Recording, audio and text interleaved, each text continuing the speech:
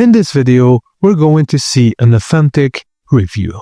Authentik is an open source identity provider that allows you to self-host user authentication, single sign, and access controls. It supports industry standard protocols such as SAML2 or Auth2 or OpenID.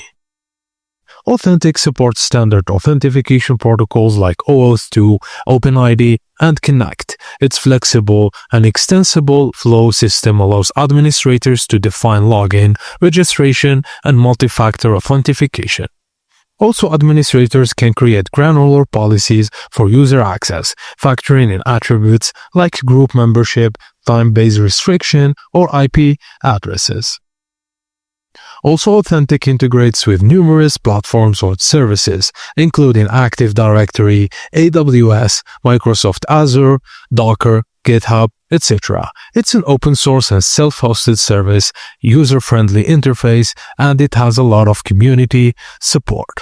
Some users but have expressed concerns about running security-critical software in Python, and while easier to configure than alternative like Keycloak, Authentik can be resource intensive. So, Authentik is a versatile open source identity provider that offers a user-friendly interface and robust integration capabilities.